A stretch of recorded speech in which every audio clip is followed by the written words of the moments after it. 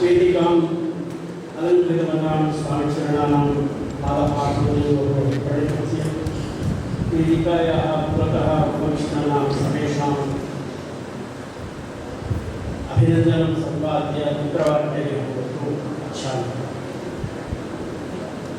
సంస్కృతం యొక్క మాధుర్యాన్ని తెలపడానికి రెండు వాక్యాలు నేను పలకడానికి ప్రయత్నించాను. సంస్కృతంలో మాట్లాడాలి. ముఖ్యంగా ఇంతకుముందు స్వామివారు విన్నవించినట్టు దేవాలయాల్లో అర్చకులకు సంకల్పం చేసే శక్తి లేదు, ఉచ్చారణ శక్తి లేదు. సంస్కృతం రాకపోవడం వల్ల ఆ నిబంధనలు ఎలా మార్చాలి, ఏ ప్రసంగంలో ఎలాంటి సంకల్పం చేయాలి అనే విషయం తెలియకపోతే ఆ సంకల్పం సరిగ్గా సిద్ధించింది. నేను ఒక చిన్న ఉదాహరిస్తాను. తిరుపతిలో మా ఇంటి దగ్గర ఆంజనేయ స్వామి ఉంది.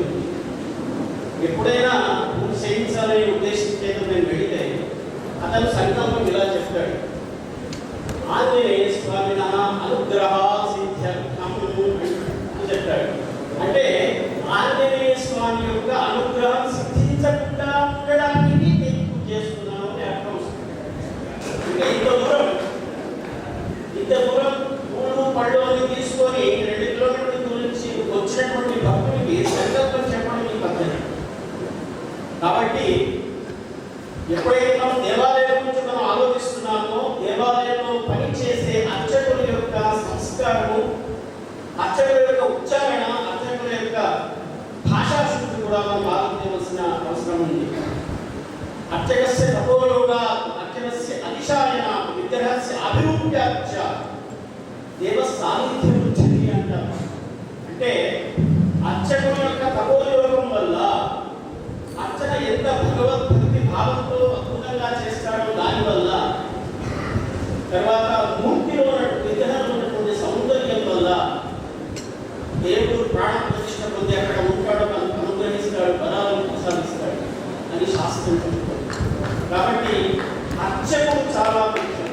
ఈ అర్చకుడి సంస్కృత జ్ఞానం ముఖ్యం, అర్చకుడి తపోయోగం ముఖ్యం, అర్చకుడి సంస్కారం ముఖ్యం.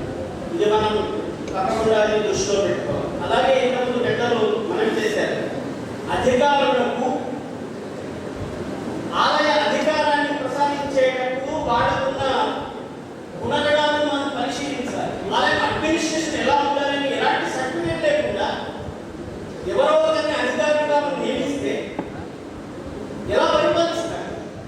అసలు ఆలయం అంటే ఏంటి, ఆలయ వాస్తవం ఏంటి, పురాణం ఏం చెప్పుకుంది, ఆలయం గురించినటువంటి మహాత్మ్యం ఏమిటి అనే విషయాలు తెలియనటువంటి అధికారం చేస్తే, అధికారం ఇస్తే ఇలాగా మన దేవాలయాలన్నీ కూడా ఎంత డబ్బున్నప్పటికీ, ఎంత ఐశ్వర్యం ఉన్నప్పటికీ దేవాలయాలు చాలా సమాజంలో శక్తి లేకుండా ఉంటాయి. కాబట్టి ఈ 2 విషయాలు మనం గ్రహించాలి.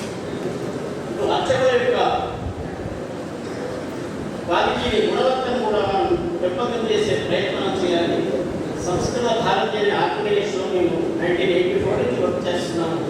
సంస్కృత భారతి అనే సంస్థ 22 దేశాల్లో పనిచేస్తుంది. 10 రోజుల్లో సంస్కృతం నేర్పడం అనే కార్యక్రమం నిర్వహించాం.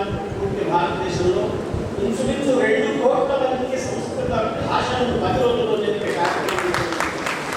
కాబట్టి ఈ అర్చకులందరికీ కూడా, అధికారులందరికీ కూడా సంస్కృతం నేర్పాలి. అలాంటి కార్యక్రమం ఈ అధికారులతో చేయవలసిందిగా నేను ప్రార్థిస్తున్నాను. కాబట్టి ఇలాంటి కార్యక్రమాలను నిర్వహిస్తాం. మీరు మమ్మల్ని కంటాక్ట్ చేయొచ్చు. అర్చకులందరికీ సంస్కృతం నేర్పుతాం, వాళ్ళని భాషాశుద్ధి నేర్పుతాం, వాళ్ళ హిందూ బంధువులకు విలువలను నేర్పుతాం. ఇప్పుడు ఇలాగా దేవాలయాన్ని సంస్కరిద్దాం అనే ఉద్దేశం చేత ఈ సంస్కృత భారతి ఏర్పడింది. దయచేసి కంటాక్ట్ చేయొచ్చు.